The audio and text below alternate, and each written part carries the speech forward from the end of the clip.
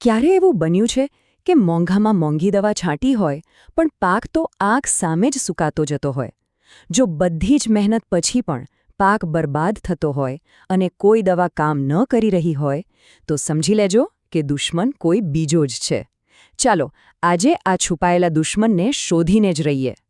શું તમારા મરચાં કે રીંગણના પાન નીચેની તરફ વળીને જાણે કોઈએ ઊંધી હોળી મૂકી દીધી હોય એવા દેખાય છે? મોટાભાગના ખેડૂતો આને થ્રિપ્સનો હુમલો માની લે છે અને અહીં જ સૌથી મોટી ભૂલ થાય છે. હકીકતમાં આ લક્ષણો એક એવી સમસ્યાનો સંકેત છે જે દેખાતી નથી. આખી સમસ્યાનું મૂળ એ છે કે તમે જે દુશ્મન પર દવા છાંટી રહ્યા છો એ કોઈ સામાન્ય કીડો છે જ નહીં. એ તો ખેતરનો એક એવો શાંત હત્યારો છે જેની પર આપણી સામાન્ય જંતુનાશક દવાઓની કોઈ જ અસર થતી નથી. તો ચાલો આ સમસ્યાને જડમૂળથી ઉખાડી ફેંકવા માટે એક પાક્કી યોજના બનાવીએ. આપણે પહેલાં તો એ સમજીશું કે પાકનો અસલી દુશ્મન કોણ છે, પછી કરોડિયા મિત્ર છે કે શત્રુ એ જાણીશું, ખતરનાક જીવાતને ઓળખીશું, એમને હરાવવા માટે કયા હથિયાર વાપરવા એ જોઈશું અને છેલ્લે જીત માટેની કેટલીક પ્રો ટિપ્સ પણ સમજીશું. ચાલો શરૂ કરીએ આપણા બીજા વિભાગથી, કરોડિયો મિત્ર કે શત્રુ. સૌથી પહેલાં તો એક બહુ મોટી ગેરસમજ દૂર કરવી જરૂરી છે. ખેતરમાં જાડું દેખાય એટલે આપણે ડરી જઈએ છીએ. પણ શું દરેક જાડું બનાવનાર જીવ નુકસાનકારક હોય છે? વિજ્ઞાન આ વિશે શું કહે છે ચાલો જાણીએ. એકદમ સરળ ભાષામાં સમજીએ. જે મોટું કરોડિયું છે, જે આપણને દેખાય છે, એ તો આપણો મિત્ર છે. એ તો પાકને નુકસાન કરનારા કીડા મકોડાને ખાઈ જાય છે. આપણો અસલી દુશ્મન તો છે એકદમ સૂક્ષ્મ જીવાત, જેને અંગ્રેજીમાં માઇટ્સ કહેવાય છે. એ એટલી નાની હોય છે કે દેખાતી પણ નથી અને પાંદડાની નીચે સંતાઈને ચૂપચાપ છોડનો રસ ચૂસીને પાકને બરબાદ કરી નાખે છે. તો હવે આપણે આવી ગયા છીએ ત્રીજા વિભાગ પર, ખતરનાક જીવાતની ઓળખ. જુઓ, કોઈ પણ દુશ્મનને હરાવવો હોય તો એના વિશે જાણવું બહુ જ જરૂરી છે. ચાલો આ માઇટ્સની આખી જન્મકુંડલી કાઢીએ જેથી એને જડમૂળથી ખતમ કરી શકાય. આ જીવાતના જીવનમાં મુખ્ય 4 તબક્કા હોય છે. પહેલાં ઈંડું, પછી એમાંથી નીકળતું બચ્ચું જેને લાર્વા કહેવાય, પછી થોડું મોટું થાય એટલે નિમ્ફ અને છેલ્લે બને પુખ્ત જીવાત.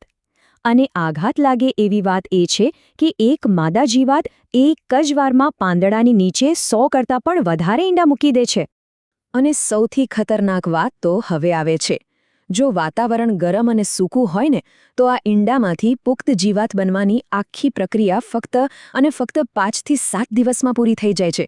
જરા વિચારો, દર અઠવાડિયે દુશ્મનની એક નવી ફોજ તૈયાર. આટલી ઝડપથી તો કોઈ પાક કેવી રીતે બચી શકે? આપણા પાક માટે મુખ્યત્વે 3 પ્રકારની માઇટ્સ સૌથી વધુ ખતરનાક છે: લાલ જીવાત, પીળી જીવાત અને કાટ રંગની જીવાત. ચાલો આ ત્રણેય વિલનને એક પછી એક ઓળખીએ.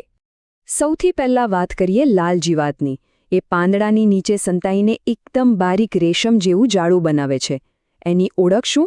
પાંદડાની ઉપરની બાજુએ નાના નાના પીળા કે સફેદ ટપકા દેખાવા લાગે. અને જો સમયસર કંટ્રોલ ન થાય તો આખો છોડ પીળો પડીને ખતમ થઈ જાય. ખાસ યાદ રાખજો, એને ધૂળવાળું વાતાવરણ બહુ જ ગમે છે. હવે વાત કરીએ બીજી અને કદાચ સૌથી વધુ નુકસાન કરતી જીવાતની, પીળી જીવાત. એના માટે તો એવું કહેવાય છે કે આ મરચાં અને કપાસના પાક માટે સાક્ષાત યમરાજ જેવી છે. પીળી જીવાતની એક જ પાક્કી નિશાની છે જે ક્યારેય ભૂલવાની નથી. એ હંમેશા છોડના ઉપરના કોમળા પાન પર જ હુમલો કરે છે અને પાન નીચેની તરફ વળીને ઊંધી હોળી જેવા થઈ જાય છે. બસ આટલું દેખાય એટલે સમજી જવાનું કે આ પીળી જીવાતનો જ હુમલો છે. આનાથી છોડનો વિકાસ અટકી જાય છે અને ફૂલ પણ ખરી પડે છે. તો પીળી જીવાત અને થ્રિપ્સ વચ્ચેનો ફરક કેવી રીતે ઓળખવો? કારણ કે અહીંયા જ મોટાભાગના લોકો ભૂલ કરે છે. એકદમ સિમ્પલ છે. જો પાન નીચેની તરફ વળે તો એ પીળી જીવાત છે અને જો પાન ઉપરની તરફ વળે તો એ થ્રિપ્સ છે. આ નાનકડો ફરક સાચી દવા પસંદ કરવામાં અને હજારો રૂપિયાનું નુકસાન બચાવવામાં મદદ કરી શકે છે. અને ત્રીજું દુશ્મન છે કાટ રંગની જીવાત. આ ખાસ કરીને ટમેટાં અને લીંબુ જેવા પાકોમાં બહુ જોવા મળે છે. એના હુમલાથી પાન, ડાળી અને ફળ પર જાણે કાટ લાગી ગયો હોય એવો ભૂરો રંગ થઈ જાય છે અને ફળની ક્વોલિટી એકદમ બગડી જાય છે. ચાલો હવે આવીએ આપણા ચોથા અને સૌથી મહત્વના વિભાગ પર, મકડીનાશક, એક અચૂક રણનીતિ. આપણે દુશ્મનોને ઓળખી તો લીધા, પણ હવે એમને ખતમ કેવી રીતે કરવા? એક વાત ગાંઠ બાંધી લેજો, આ જીવાત કોઈ સાધારણ કીડો નથી, એટલે એના પર પ્રોફેનોફોસ જેવી સામાન્ય દવાઓ છાંટવાનો કોઈ જ મતલબ નથી. એના માટે એક સ્પેશિયલ હથિયાર જ જોઈએ.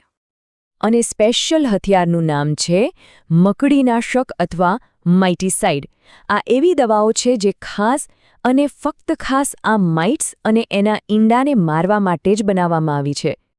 તો ચાલો માર્કેટના કેટલાક શ્રેષ્ઠ હથિયારો પર નજર કરીએ. પહેલું છે સ્પાયરોમિસિફિન. આ દવાની ખાસિયત એ છે કે તે મોટી જીવાતને તો મારે જ છે, પણ સાથે સાથે એના ઈંડાનો પણ નાશ કરે છે. બીજું છે પ્રોપરગાઇટ. જો લાલ જીવાતનો હુમલો બહુ જ વધી ગયો હોય તો આ દવા તાત્કાલિક અસર બતાવે છે. પછી છે ડાયફેન્થ્યુરોન. આ તો 3 in 1 જેવું છે. પીળી જીવાત, થ્રિપ્સ અને સફેદ માખી ત્રણેયનો સફાયો. ફેનપાયરોક્સિમેટ એક ઓલરાઉન્ડર છે. એ ત્રણેય પ્રકારની માઇટ્સ પર કામ કરે છે. હેક્સિથિયાઝોક્સ તો બહુ જ હોશિયાર દવા છે. એ સીધા ઈંડા પર જ હુમલો કરે છે, જેથી નવી પેઢી જન્મે જ નહીં. અને છેલ્લે એબામેક્ટિન, જે માઇટ્સની સાથે પાનકોરિયાને પણ કાબૂમાં લે છે. હવે આવે છે આપણો છેલ્લો વિભાગ, વિજય માટે પ્રો ટિપ્સ.